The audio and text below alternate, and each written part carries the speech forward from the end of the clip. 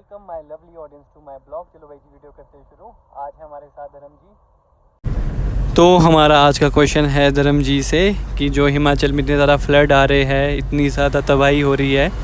हम भी जब छोटे छोटे थे तो इतनी बारिश होती थी, गांव में इतना कुछ होता था, इतनी ज़्यादा बारिश होती थी। आज तो उतनी हो रही नहीं है। इतनी डिस्ट्रक्शन क्यों हो रही है, इसका मेन रीज़न क्या है, अब आपको धर्म जी बताएंगे।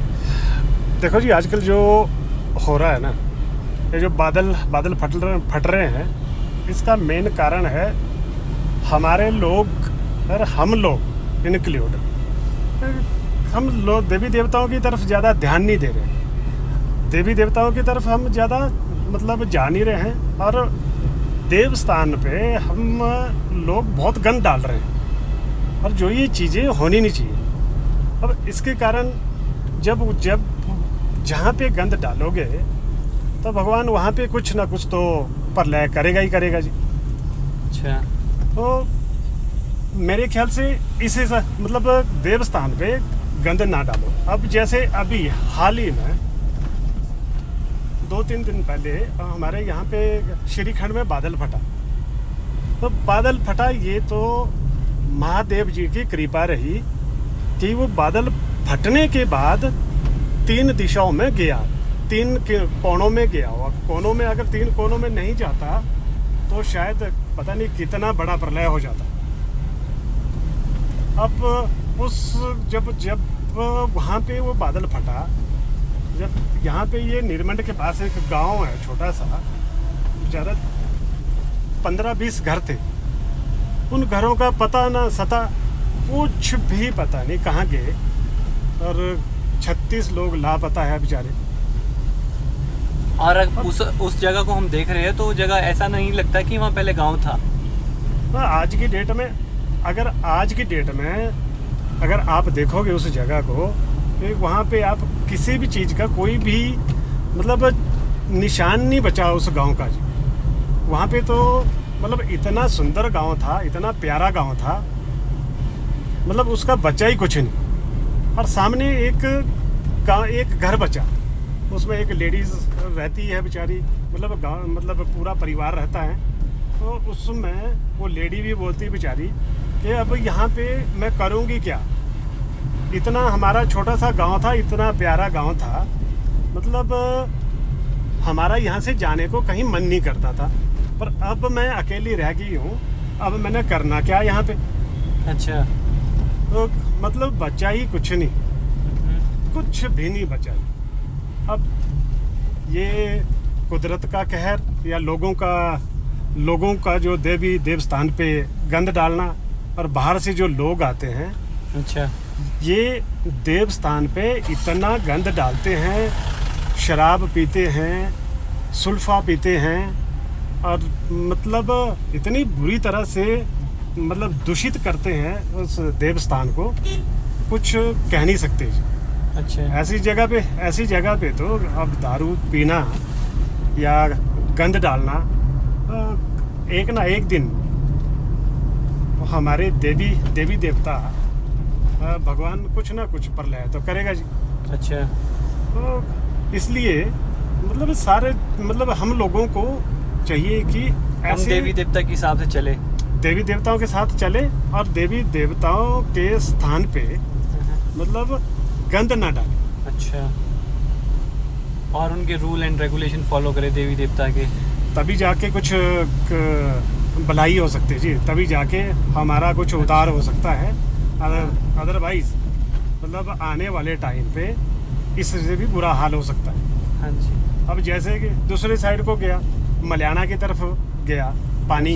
अच्छा, तो मल्याना का डैम टूट गया। वो भी बहुत पुराना डैम था ना? बहुत पुराना डैम था जी।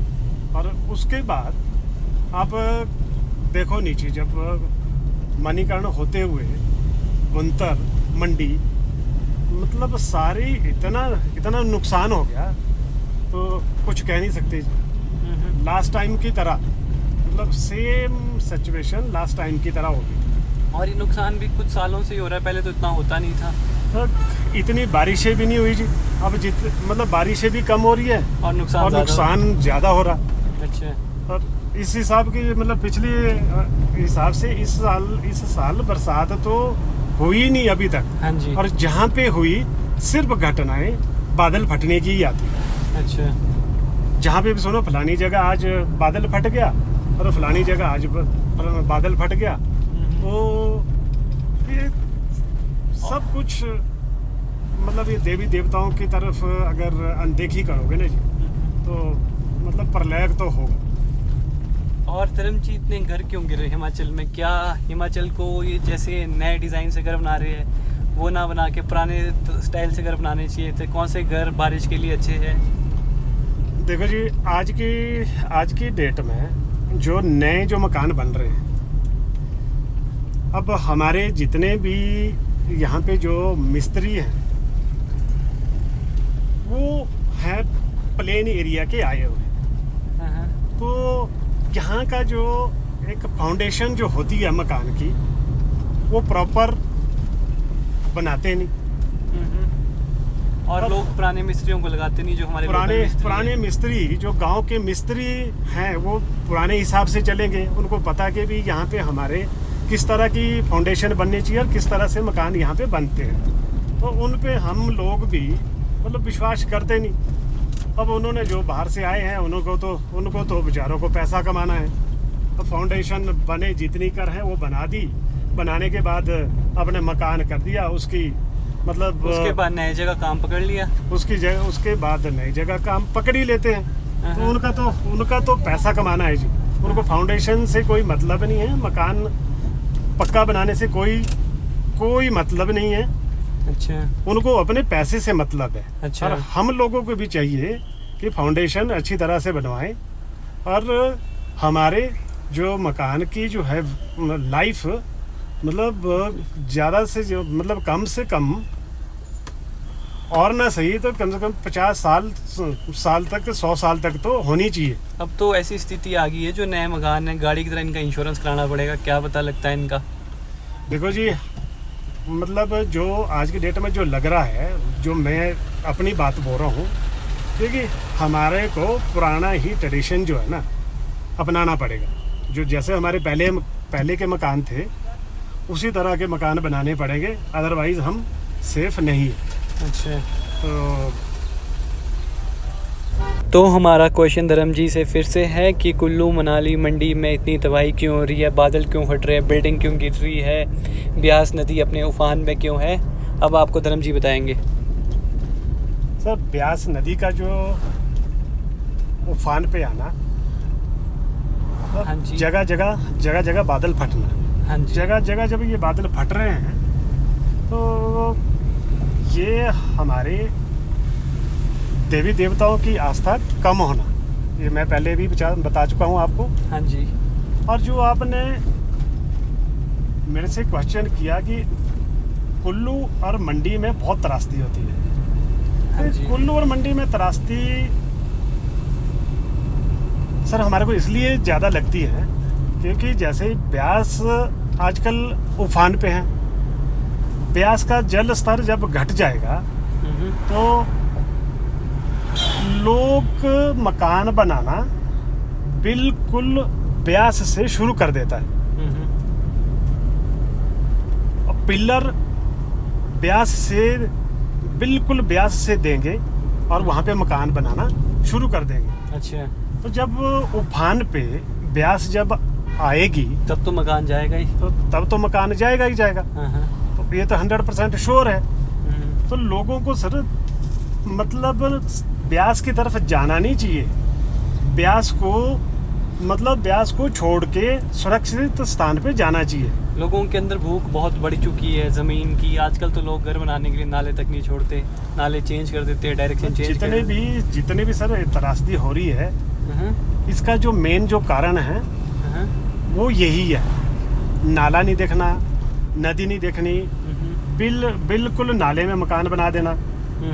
अब जब हमारे बुजुर्गों के टाइम में उन नालों में जब पानी चलता था और भरपूर पानी चलता था उन नालों में, आज की डेट में वहाँ पे मकान बनाए हुए। नाला तो अपनी डायरेक्शन देखेगा ही, नाला तो अपनी डायरेक्शन, पानी जहाँ से आएगा वो तो अपनी जगह छोड़ेगा नहीं। हाँ जी। वो तो मकान को साथ ले जाएगा ही ले जाएगा। तो आजकल हमारे को जो त्रासदी लगती है ना जी, ये कारण यही है। अच्छा। अब आपने पिछली बरसात में भी देखा होगा, बरसात में तो बहुत ज़्यादा तबाही हुई। कुल्लू में इतने मकान बहे और मंडी में इतने मकान बहे। तो सर अब ब्यास से मकान बनाए हुए वो तो बहेंगे ही बहेंगे। हाँ, जो साथ लगे हुए। हाँ। हम मैं जाता रहता हूँ, मैं देखता हूँ। हाँ, आपका तो घर ही मंडी में। मेरा घर मंडी में है, कुल्लू मनाली आना जाना लगा रहता है। अच्छा। तो ब्यास से पिलर दिए हुए। अच्छा। तो जब ब्यास आएगी तो ले जाएगी साथ। अच्छा। कोई नहीं रोक सकता उसको। अब जैसे पिछली बरसात में भी हुआ। पिछली बरसात में तो मतलब इतना बुरा हाल हुआ सर, हुआ बहुत ज़्यादा। और रोड नहीं बचे। अब रोड भी हमारी जो मनाली वाली जो रोड है, कुल्लू से मनाली के बीच की, अब ब्यास के साथ है। तो वो तो मतलब ब्यास जब भी चढ़ती है रोड को नुकसान पहुंचाती। हाँ जी। और बाहर से जितने भी टूरिस्ट आते हैं फिर सबको बेचारों को परेशानी होती। अच्छा। मतलब परेशानी होती तो मतलब फिर तो अब रोड टूटेगी, फिर तो सबको ही परेशानी होगी, टूरिस्टों को भी तो, लोकलों को भी तो। मेन कारण जो है सर बादल फटने का जो है ना जी, तो लोगों के अंदर ये जो भूख बड़ी है ना, आस्था नहीं है, भूख ज़्यादा हो चुकी है। भूख बड़ी है और आस्था खत्म हो चुकी है। अच्छा। भगवान भी इस चीज को देख रहा है जी। हाँ, हमारी देवी देवता भी इस बात को नोटिस कर रहे हैं कि मतलब ये तो एक ना एक दिन होता ही रहेगा सर। आए दिन जब तक लोग सुधरे नहीं, जब तक लोग सुधरेंगे और लोग सुधरेंगे तो अभी दो चार दिन के अंदर ये जो इतनी त्रासदी हुई, उसके बाद सब कुछ भूल जाएंगे क्या हुआ था। दोबारा उसी पोजीशन पे अगर कहीं ब्यास में किसने बनाना हो तो वहीं पे ही बनाएंगे। सतलुज में कहीं बनाना होगा तो वो मकान सतलुज के पास ही बनाएंगे, मतलब रिवर के पास ही बनाएंगे। और बाद में दोष किसको? सरकार को। सरकार कुछ नहीं करती। अब जब सरकार कुछ नहीं करती सर, अब सरकार को जब आपने मकान बनाया तब सरकार को पूछा आपने कि यार हम सतलुज के पास मकान बना रहे हैं या ब्यास के बिल्कुल पास मकान बना रहे हैं? उस टाइम तो आप लोगों ने सरकार को पूछा नहीं। जब मकान गिरता है, ढहता है, तो उस टाइम सरकार को बोलते हैं कि मतलब सरकार कुछ नहीं कर रही है, सरकार की गलती है, सरकार मुआवजा नहीं दे रही है, सरकार हाल चाल नहीं पूछ रही है। ये चीजें गलत है। अब सरकार भी कितना करे, कितने लोगों के घर चलो थोड़ा तो कर सकती है। जब गलती अपनी है तो सरकार के सिर पे मतलब ठिकरा क्यों फोड़ना? अब गलत खुद किया हुआ है, अब गलती मैं करूं। अच्छा। तो दोष मैं दूसरे को दूं, ये तो नहीं होना चाहिए। हाँ जी। जो चीज़ गलत है वो गलत है। अच्छा। तो बाकी तो हमें अपने आंसर धर्म जी से मिल चुके हैं कि लोग आजकल देवी देवता के हिसाब से नहीं चल रहे हैं, देवी देवता के रूल एंड रेगुलेशन फॉलो नहीं किए जा रहे हैं। लोगों के अंदर बहुत ज़्यादा भूख बढ़ चुकी है और लोग देवी देवता की स्थानों पे दारू पीते हैं, कचरा फैलाते हैं। जो ये सारी चीज़ें हैं, ये सारी चीज़ें गलत है। ये सारी चीज़ें नहीं होनी चाहिए। जब तक ये चीज़ें रुकेगी नहीं तब तक ये मेरे अकॉर्डिंग ये डिस्ट्रक्शन नहीं रुकेगा। उसके अलावा इसमें एक और रीज़न है, जैसा कि धर्म जी ने बोला कि अभी के लोग बाहर के मिस्त्रियों से, जो प्लेन के मिस्त्री होते हैं, उनसे अपने घर का काम कराते हैं। तो हमें अपने लोकल मिस्त्री को भी मौका देना चाहिए, क्योंकि वो यहीं का है, उसे पता है कि यहाँ मकान कैसे बनेंगे और कैसा मकान यहाँ के लिए सूटेबल है। क्योंकि जो ये बाहर के मिस्त्री होते हैं ये तो सारे प्लेन्स के हैं। तो मेरे अकॉर्डिंग हमें अपने वापस, जैसे हिमाचल में पुराने मकान बनते थे, हमें वैसे ही मकान अपने फिर से बनाने शुरू करने चाहिए और अपने लोकल मिस्त्रियों को मौका देना चाहिए। बस thank you for watching this video and support the channel. मैं ऐसे ही रोज़ आपके लिए नए नए ब्लॉग लाता रहूँगा। और ये सारा व्यू देख रहे हैं आप, ये शिमला से कुमारसैन का व्यू है जहाँ मेरा घर है। Thank you for watching this video guys. और ये जगह सेब के लिए बहुत ज़्यादा फेमस है। यहाँ सेब की प्रोडक्शन बहुत ज़्यादा अच्छी होती है। यहाँ चेरी होती है, पियर्स होती है। So once again thank you for watching this blog एंड मैं रोज़ नई वीडियो लेके आता रहूँगा आपके सामने।